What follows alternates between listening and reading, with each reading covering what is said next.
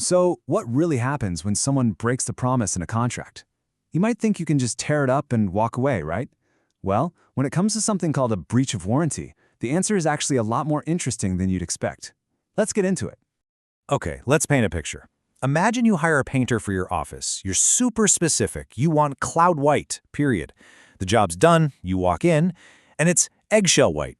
I mean, it's close, but it's not what you agreed to. So what are your options here? Can you just fire them on the spot and say, nope, you're not getting paid? Your gut is probably screaming yes, but believe it or not, contract law has a very specific and probably surprising take on this. You see, this whole painter problem, it's a perfect example of a classic contractual puzzle. And to solve it, we're going to dig into a core question that really gets to the heart of the matter. And this is the question. Which of these statements is true of a breach of a contractual warranty? Once we figure this out, we won't just solve our painter problem, we'll understand the real power and, just as importantly, the limits of a contractual warranty. You know, sometimes the best way to find the right answer is by figuring out why all the other ones are wrong. So let's put on our detective hats and investigate some of the most common myths about breaching a warranty. All right, let's look at option 1, the idea that you can just end the contract and sue for damages. I mean, on the surface, this makes a lot of sense, right? They messed up, so you should be able to walk away and get compensated. But this very common assumption totally depends on a crucial legal distinction that we really need to get our heads around. And here it is, the big one, the difference between a warranty and a condition. Think of it like this. A condition is like the foundation of a house. It's so core to the deal that if it's breached, the whole thing falls apart. And yeah, you can terminate the contract. But a warranty, that's more like the paint color. It's a secondary promise. It's important for sure, but using the wrong shade of white doesn't destroy the main purpose of the contract. The walls still got painted. And that's why it doesn't give you the right to just end the whole deal.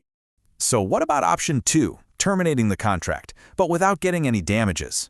Well, based on what we just figured out, the real problem here is the word terminate. Since a breach of warranty doesn't give you the right to terminate in the first place, this one's a non-starter. It's just not on the table. Now for option 3, rectification. Sounds pretty official, right?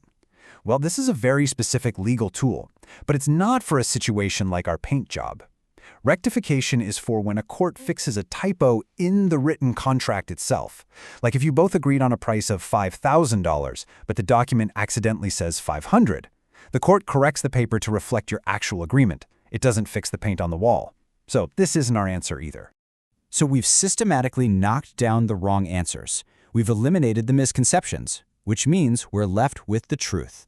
So what really happens when a warranty is breached? And here we have it. The correct answer.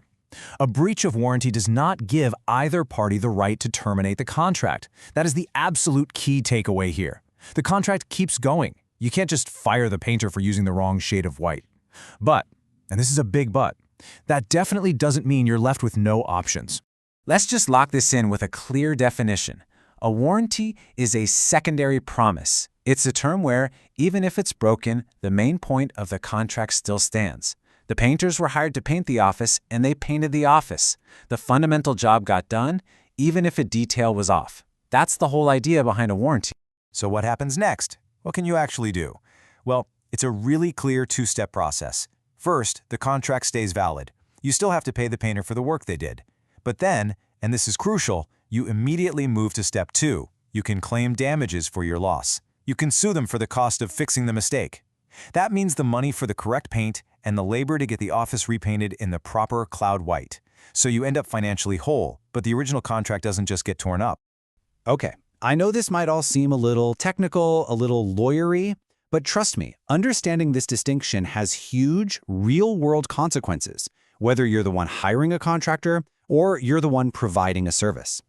And this is where it really hits home. Think about it. If you wrongly terminate a contract because of a minor warranty breach, guess what? You could be the one who ends up getting sued.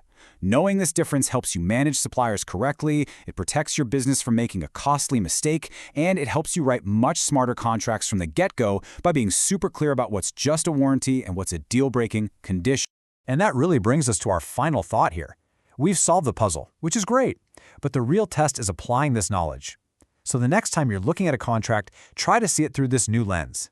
Ask yourself, which of these terms are the load-bearing walls, the absolute conditions, and which are more like the paint color, the warranties?